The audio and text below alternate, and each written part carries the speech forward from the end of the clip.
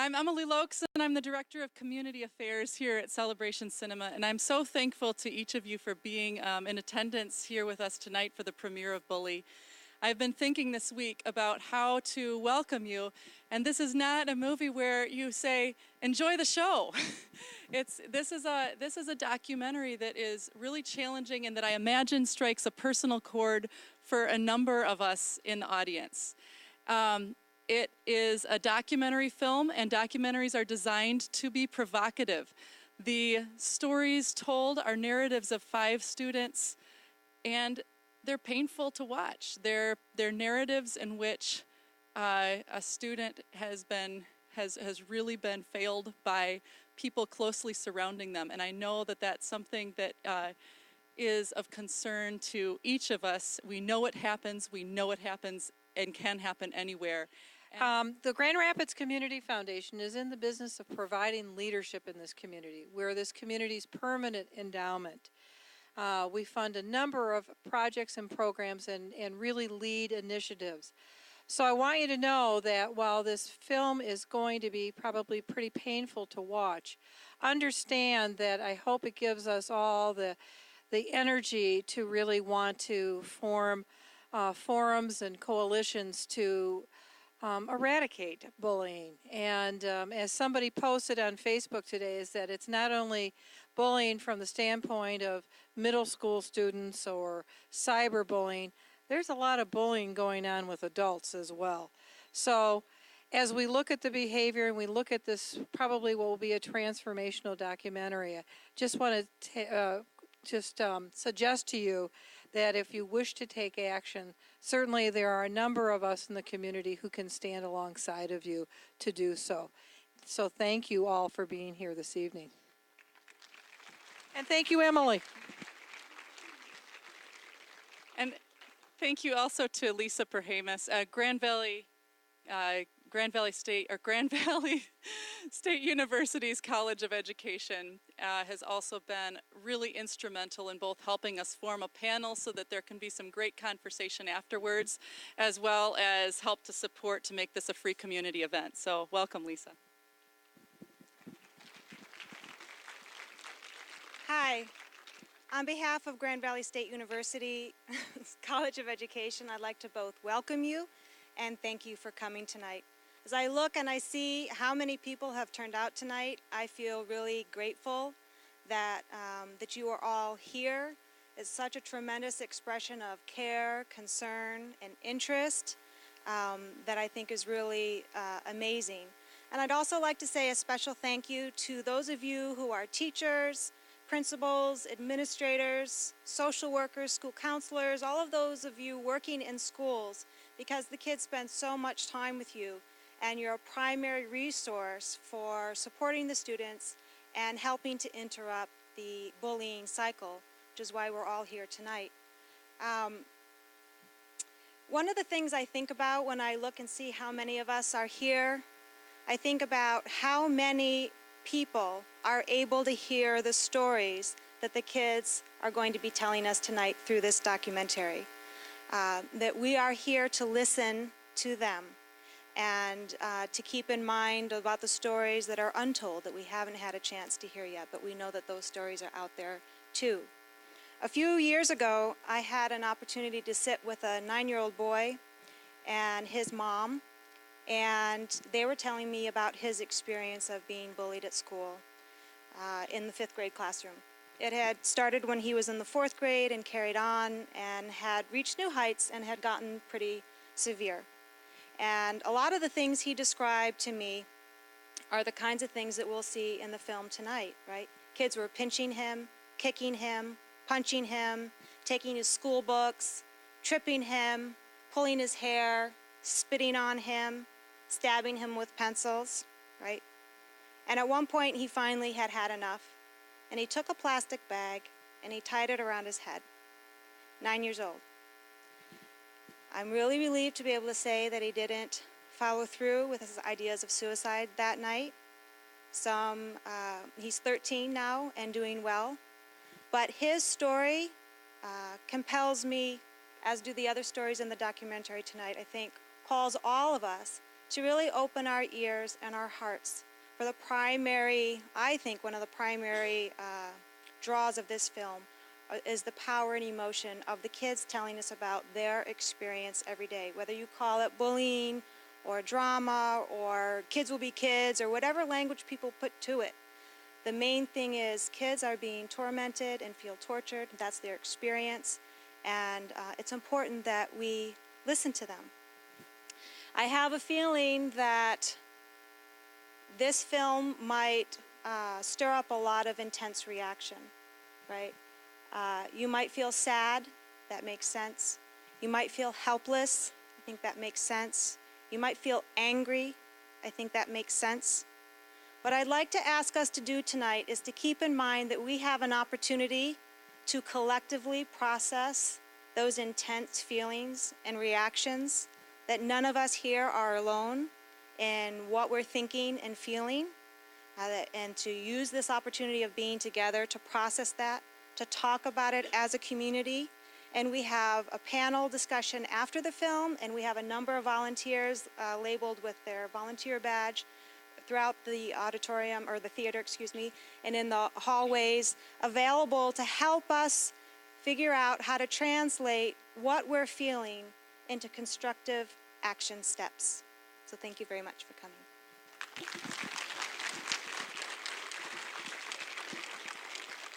It's really encouraging that you're all here tonight. Thank you for being here with us for this premiere, and thanks for your attentiveness to these narratives.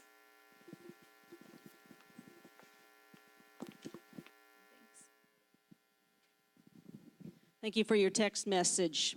Panelists, what are we doing in schools in terms of suicide prevention? Larry?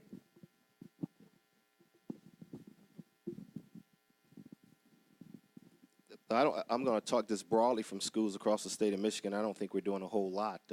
Again, it's a subject that many parents, many districts do not want to address. It's an issue that unfortunately happens in our communities. A word that has been coined in the last 10 years, bullycide. It is something that we have to get our arms around. It's a tough issue to talk about in many communities. In fact, when young people are involved in it, that sometimes it just kept so quiet or swept under the rug that we don't get an opportunity to address it. So we have not been very effective, in my opinion, in schools in dealing with the issue at all. At Grand Valley last year, we addressed the rash of LGBT youth suicides in a letter that President Haas sent to the entire Grand Valley community, 25,000 students, faculty, and staff, which addressed the problems, talked about the pain of the LGBT community, offered resources, and highlighted a candlelight vigil that we had on campus. And we had over 400 students in attendance, and we had many members of the sorority and fraternity community in attendance wearing shirts that said Greeks in support of the LGBT community at Grand Valley. All right, anything else? I have another question for you. How can we get through to adults, to educators who refuse to take any action against bullying?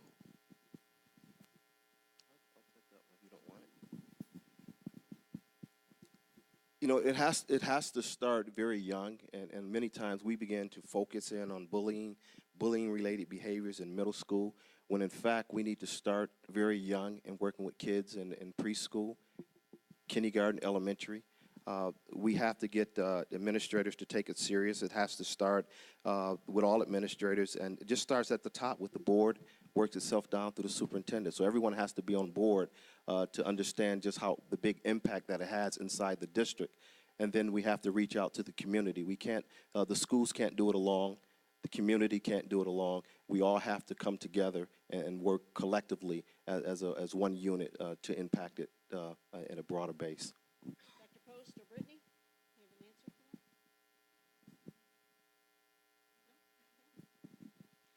that? What are schools and other community organizations doing about suicide prevention? What kinds of programs and resources are available for folks? Wow, this is becoming a school issue. And I think that's where we make our mistake, really, because this has to be a community-based issue. and the entire community have to get their arms around this. Many schools have many programs, mental health programs. They have contracts with vendors that can address the various issues that young people may be facing. But we have to understand it is not just the schools. We have to get clergy involved. We have to get the community involved. We have to get all the stakeholders involved. The school is only a microcosm of the community, and what is happening inside of the schools is happening inside the entire community. And so if parents and if the community is not willing to embrace what's happening inside the schools, it's going to be very difficult for the schools to embrace what needs to happen inside of the community. And what I mean by that is we only have the children for a very short period of the day. Schools are 10 times safer for young people than any other entity. It says a lot about what's going on in our homes today. So we all have to come together and not just put it on the schools, but it has to be a broader approach when everyone needs to get in the mix with this. Anyone else? Yes. Colette? We also need more powerful laws. Just this last year, Michigan finally passed an anti-bullying law. However, it was non-enumerated. And research has shown that a non-enumerated law has the same effectiveness as no law at all.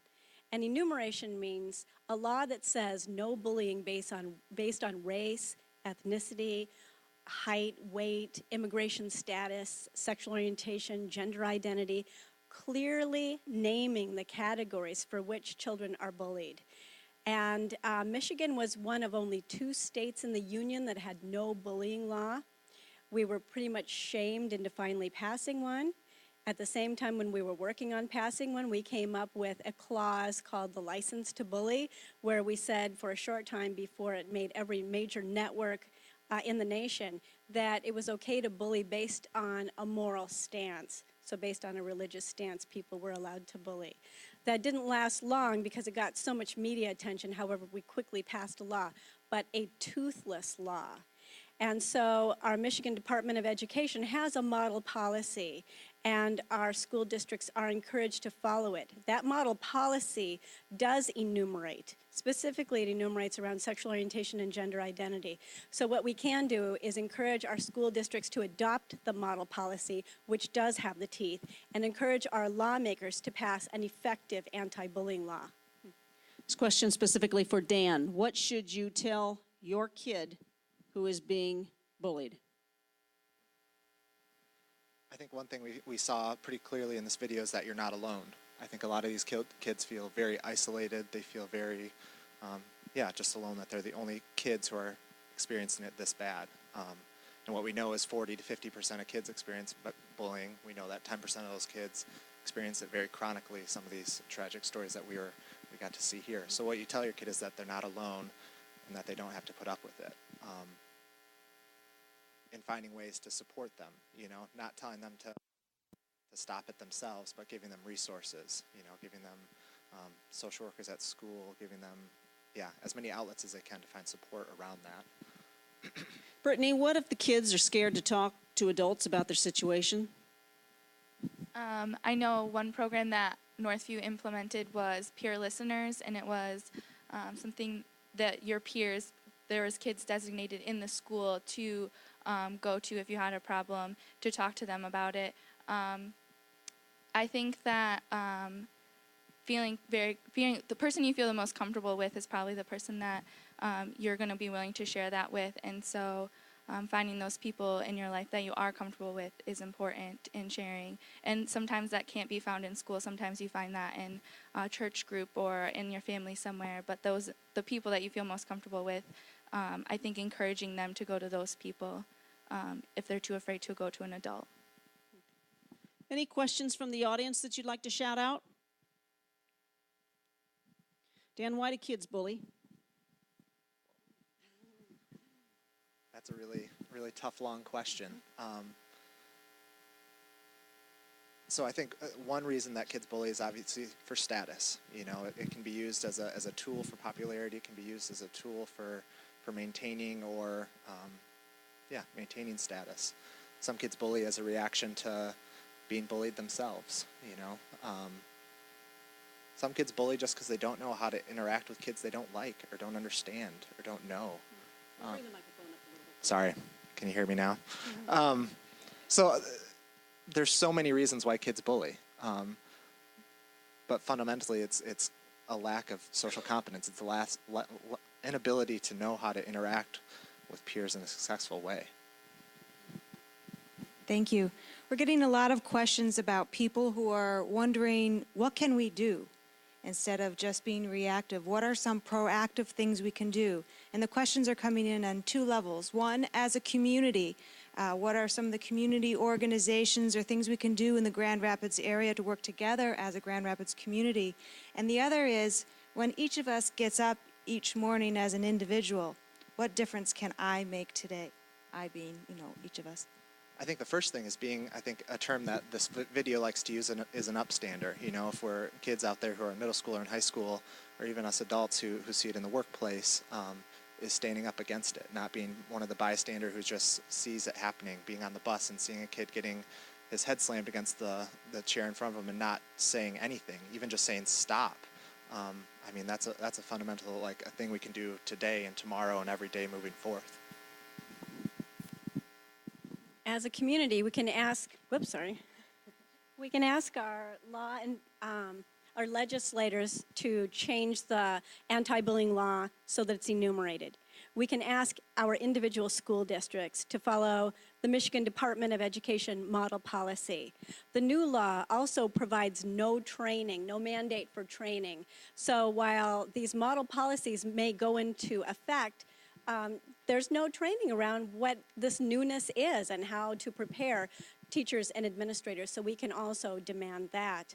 And as individuals, a theme that we saw in this movie was that the victim was blamed by law enforcement, blamed by the school, even heartbreakingly blamed at times by their own families. So we can listen and lead with compassion and believe these stories.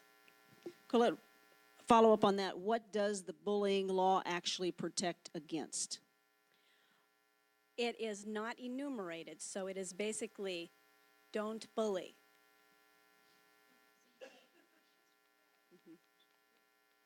So this is why the Michigan Department of Education has set a model policy and has encouraged school districts to adopt one, to hold public meetings in that process, and that's where as community members we can get involved.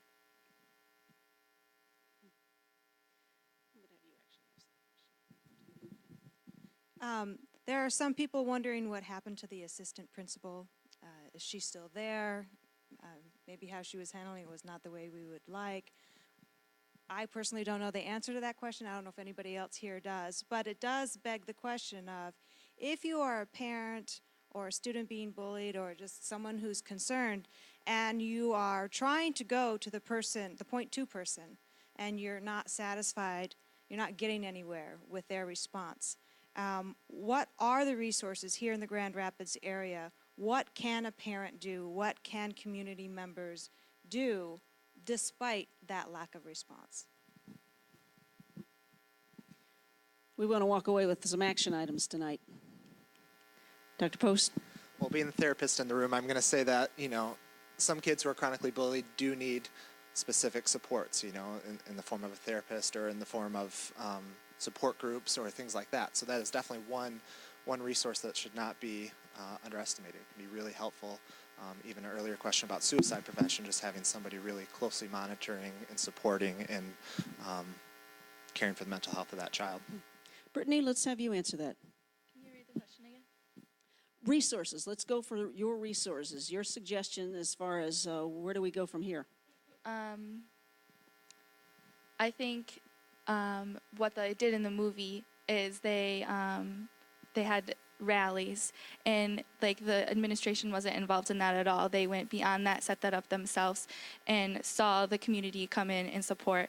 And I think sometimes I guess a mild protest and kind of was what they were doing, and showing that if you're not going to do anything about it, look at all these people that are still being hurt and still going to try to make a difference. And eventually the group's going to be big enough that something has to be done because enough people are saying something. So I think that would be something that you would get support in if you said, let's all come together and figure this out. Something would have to happen after that. Before we get to you, Colette and Larry, I'm going to address this question. Nobody has answered this. What do you consider to be bullying? What is just kids being kids? Let me ask you for that answer, Brittany. Sure, yes. There is a line that's crossed that is crossable, and I think that when it starts to cause affecting your daily life, affecting you being able to function, affecting when it's very personal, when it's a jab at something, like they're going out of their way to be mean or going out of their way to make you feel uncomfortable, I would say that's bullying. And for some people, I think the line's different for some people than other people. Some people can take it as a joke and be okay, and others can't. And just understanding where kids fall on that line is important, I think, sometimes. I know in my personal situation, my little brother took things very personally. And for some people, they would say, yeah, they were just kids being kids. But to him, it was not. It was personal, and it affected him more. And it wasn't recognized right away. And I think that it should have been recognized. Teachers should have seen that, that it was hurting him. It wasn't just funny. It wasn't just being fun.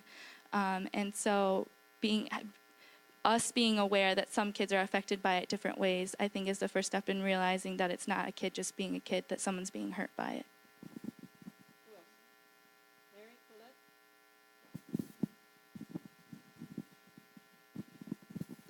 Colette? I think that bullying is any emotional, physical trauma to a young person. We've been looking at the definition and the causes of bullying for so long, but we have not really dealt with it.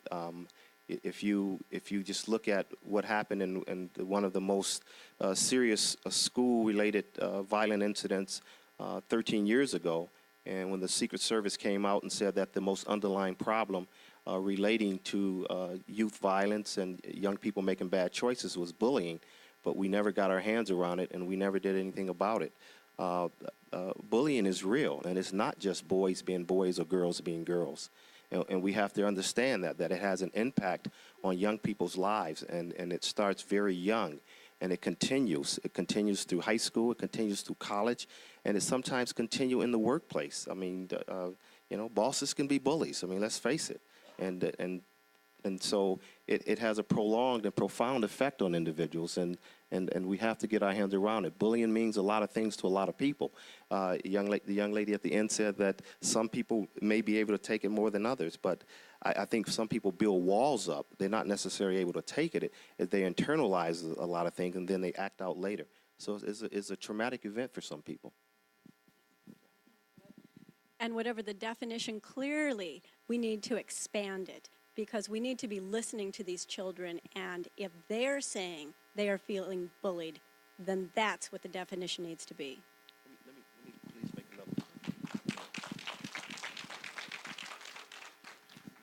another. I'll make just one final comment about that, because a lot of times, bullying, intimidation, and harassment, it crosses the line to criminal behavior. And we are sometimes trying to deal with it as a school-related issue or community-related issue. When in fact, sometimes it's criminal in nature. And I think we have to put a lot of pressure on law enforcement to actually deal with this sometimes, even with young people. And I'm not one that's advocating that we lock young people up, but I'm saying that we need to do something and force the courts to do something when the bullying behaviors cross the line and become criminal. This is a question for each of you who might like to answer it. Can a kid defend her or himself without getting in trouble or if they are bullied? What do you think about kids defending themselves in that way, standing up so they're no longer bullied? A tricky question, because I think when a young person attempts to defend themselves, I think they make the situation worse. But when physically defend themselves. But I don't think there's anything wrong with people standing up and saying, stop, I will not be bullied anymore. And I think that's what we have to teach our young people, to say just stop. Well, not just young people, adults too, to just stand up for themselves and say stop. But I think we have to be very careful not to put them in a situation where they're going to be harmed even more. That is a really tricky question. And my daughter had a brother who was gay and bullied. Her best friend in high school was transgender and ended up committing suicide. She actually was targeted as well because she had a brother and a best friend. She put a few kids into lockers, and I remember thinking, is she becoming a bully? And a colleague of mine said, no, she is standing up. It is really tricky, but I think that there were many times that students in that film were disempowered by administrators saying, no, you have to do the right thing. No, you have to make the first step. No, what's the solution? You have to come up with it. And I think that's just a wrong way of looking at it. The people in power have to create the solution. And if children feel like they've had enough and they're going to take a stand, I think we have to be careful how we evaluate that. Dr. Post or Brittany, any comment? I think that standing up for yourself is like the first step in recognizing that you're worth so much more than the words and the actions that are happening to you. And so standing up and saying, I'm so much more than what you've done to me. I'm so much more than what you've said to me is very important. And I don't think violence should ever be the repercussion of being bullied. But I do think words should be said a lot of times, and maybe it won't stop the bullying, but I think the person being bullied should create healing. I think start healing for them and being able to stand up for themselves and just begin to realize that you are worth so much more than what's happening to you, and you don't deserve what's happening to you. Got just less than 10 minutes, and thank you again. The texts are coming in. As a student, how can I get through to administrators at my school that bullying due to my gender identity is wrong and not just because I'm misunderstood? Thank you. Seems like it just needs to be said loud and said often, and it would be great if there was a supportive community around this individual to help, to be an advocating force for him or her to help them listen, because one person alone may not be able to have an administration listen, but a coalition of individuals, of family, of friends, there's resources in the community too, like we're trying to start to talk about, who can help come alongside too. Our society has vicious gender policing, and it cannot be up to that one student to carry the weight of that. It has to be up to every one of us to challenge how we look at gender. The mission of the LGBT Resource Center is to educate and empower students to lead authentic lives, to challenge gender and sexuality stereotypes, and to work for social justice. And all of us need to challenge gender and sexuality stereotypes to create a space for those students.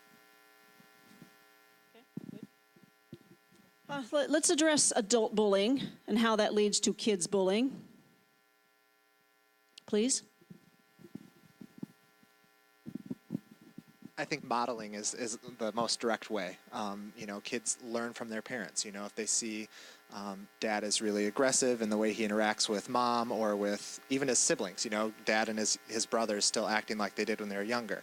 Because the thing we know about bullying is it's not just at school, right? It can be within families. It can be older brothers versus younger brothers. It can be cousins. It can be anywhere. So modeling is one really clear way that it can be transmitted through generations and through families.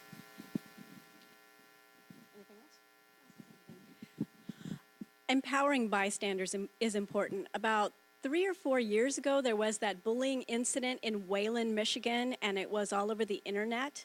And the thing that's interesting about that YouTube video is the cameras on the cell phones began rolling about 10 seconds before the fight broke out. So they knew this was going to happen, they were ready for it, and they got it on film and put it on the internet. those bystanders become victims as well. And we really need to work to empower our students to stand up, to step out, and have administrators who are there to back them up. I just want to acknowledge first that there was a parent in the audience who said that their child did stand up for themselves, as we were just discussing earlier, and is now viewed as a bully. And some folks are looking for even more information about how to handle that. But here's a panelist from the audience, so I just throw this in before our next question. To the person who wants to get their administration to listen, find a friendly teacher. They are out there. Keep looking for allies. We may have discussed this. Are we training our teachers? Are we educating teachers? Larry? No, I don't think they're equipped right now. I think we're doing the best that we can. Teachers have so much on their plate. They really do. But we have to understand that this is something that has to be on the forefront. And so we have to give them more information, give them the latest research, and put them in a situation where they can utilize that to help young people inside of the building. I don't think there's any colleges or universities that prepare our teachers to deal with bullying inside the school. So it's something that they have to sometimes learn on their own, then try to employ it into the building. But they have to work together collectively with each other, have an administrator that supports what they're trying to do as it relates to bullying, and have the parents to get the parent support as well. They got to have the parent support in order to do that as well. I do want to say, and this is not a shameless plug, I think our Grand Valley School of Education does a wonderful job preparing I was just going to chime students. that in. And our School of Education was also a sponsor of the Southern Poverty Law Center's film Bullied, which I would highly recommend. It's available for free. You can order a copy. There are also copies at Grand Valley that are available to be lent out. So, 5 stars for Grand Valley. Is there a systemic problem we have that encourages violence from both bullies and victims? How do we change that? Is there a systemic problem we have that encourages violence from both bullies and victims? How do we change that?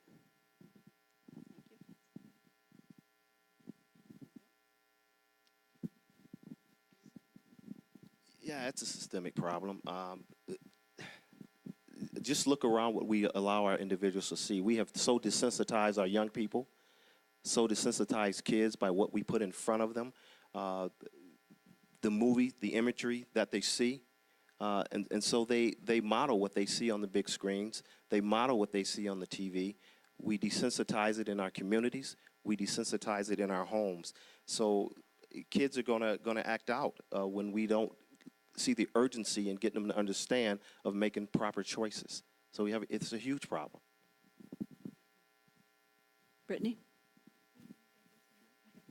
I think with the change in technology and the change in media, new avenues for bullying are arising, cyberbullying being one of them.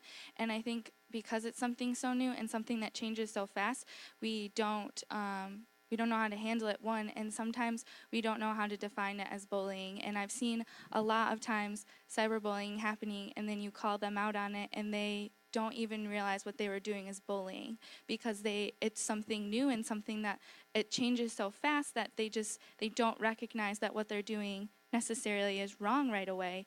And then once they do recognize it, if we can't even recognize it, it's hard to try to fight it and try to keep it from happening. And I think that's just part of the world we live in, and the technology changing in media and its effect on how we interact with one another. I think there's also an important piece of denial here. I think it was probably hard for most of us to watch this video and see that this really does happen. It's easy in passing to see something happen and not think that there are kids out there who are bullied this bad and have it go this horribly all the time. So, parents probably don't want to believe that this is happening to their child just as much as the child doesn't want to let their parent know. Or if your child's a bully, there's denial that your child is actually bullying kids. Yeah. Take a couple more. Of course, these are coming in. There will be time for discussion afterwards, but let's take a couple more and then we'll ask for your closing comments. As a closeted transgender individual and a student with Grand Valley State University, what precautions are being taken in the community to prevent gender discrimination and other? It's hard to know if the community means Grand Valley State University or the greater community. So let me address Grand Valley State University. Absolutely, transgender students, transgender community members are at huge risk. There was just a really landmark report released by the National Gay and Lesbian Task Force and the National Center for Transgender Equality, and it's called Injustice at Every Turn, which talks about the profound discrimination and violence that transgender individuals face. In 2008, Grand Valley expanded our anti-discrimination policy to include gender identity and expression, but at that point we knew that massive work needed to be done to address the needs of the trans community on campus. And we now have a vice presidential level committee that is made up of students, faculty, and staff, as well as alumni, who are looking at policies across campus, whether it's how an individual's name appears on the register that a professor uses and giving the student an option to pick a preferred name. We're going to be an experimental university next fall to provide that option for students. That becomes a public safety issue if students are outed in class by their professor. And even if they're not, it means that students have to go to every single professor to make this arrangement to use a preferred name. So, you know, whether it's preferred name or what kind of locker room facilities do we have, how does our health insurance include transgender individuals, all these things are being looked at deeply at Grand Valley at this point, and recommendations will be made to our senior management team.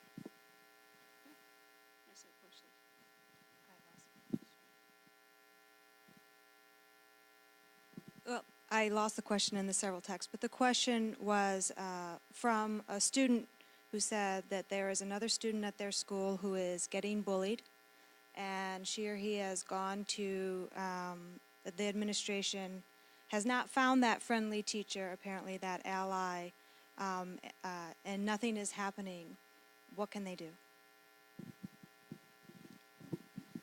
Wherever that student is, that student should get with their parents and have their parents meet with the administration immediately, meet with all your teachers in the building. There will be some friendly faces of someone that's going to fight this battle with you. You can't go silent. You must continue to speak out. It's obviously you have a friend here with you. Get your friends who support you and march into the principal's office to let them know that you need help.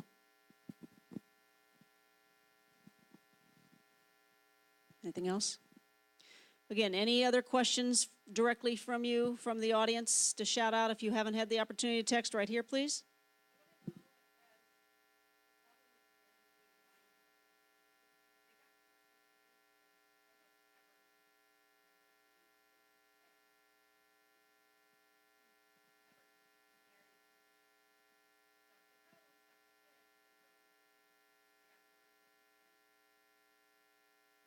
Need an answer. I don't know if it's gotten worse. I think we're more aware, and we now are speaking up more about it, and so I think that's a good thing. The more we see documentaries like this here, the more we talk about it in the community, I think the more people are going to be empowered to come forward and say something about it. Anything else? Another practical question. What can you do if you see a friend leaning towards depression because they have been bullied? What can you do to help?